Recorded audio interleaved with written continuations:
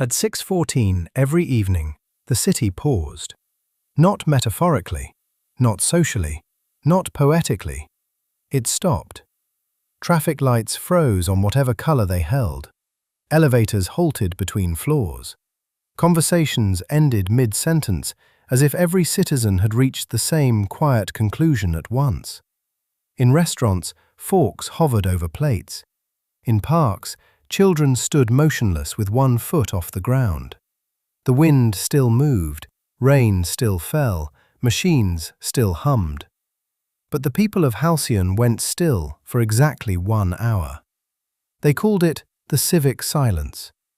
Mara Venn had observed it all her life. As a child, she had thought the hour was holy. As a teenager, she found it annoying. As an adult, she appreciated it. In a city built on schedules, predictions, and behavioral optimization, the silence was the only thing that felt ancient. Ritual had survived where religion had not. Nobody could quite explain why it began, only that the city's founding charter had included it, and every administration since had preserved it. At 7:14, life resumed. Forks descended, shoes touched pavement, sentences continued as if no word had been lost. And no one ever spoke about what happened during the hour. Mara worked in municipal restoration, a profession that sounded artistic and was not. Her job was to review corrupted city records and rebuild continuity where the archive had fractured. Birth certificates with missing names, property histories with vanished ownership chains, transit footage with impossible timestamps.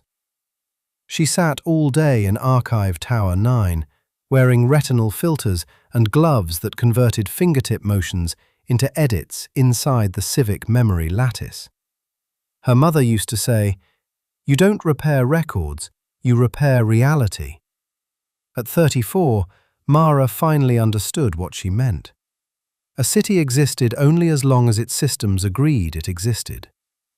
On the morning the problem began, Mara was reconstructing an apartment registry from 11 years earlier. A minor flood in the southern server basin had blurred several tenant identities, and her software was offering probable matches.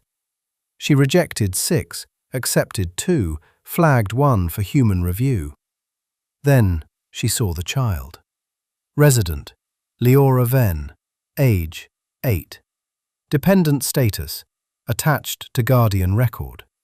Guardian record, Mara Venn. Mara frowned. She had no daughter. The screen wavered faintly, the way interfaces did when machine confidence dropped below 90%. She opened the source chain. The child appeared in school enrollment records, vaccination records, nutritional subsidy logs, and once, in grainy public transport footage, holding Mara's hand on platform 12. Mara leaned closer.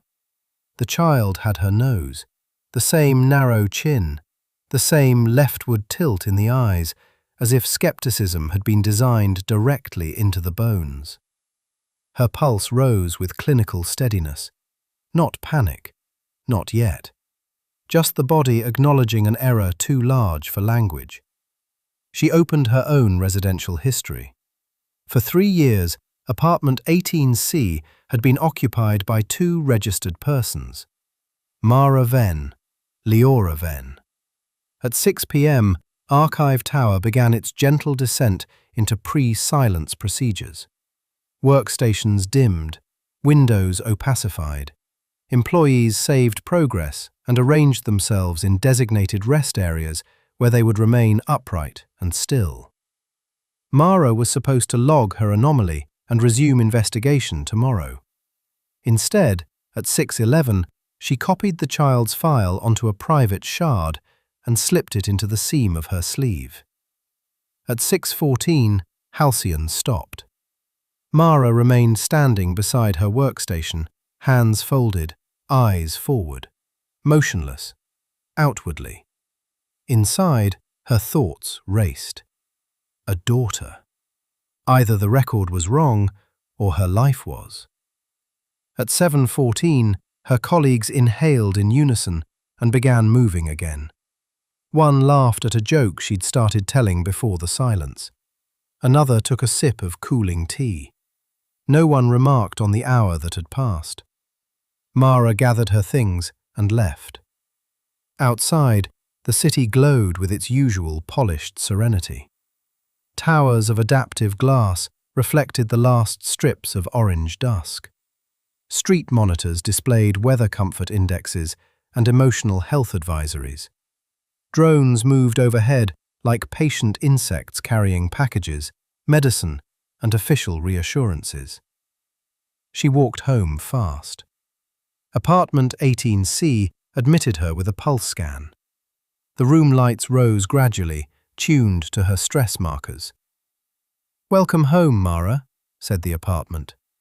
She went straight to the wall archive. "Display occupancy history." A soft blue panel opened over the dining table.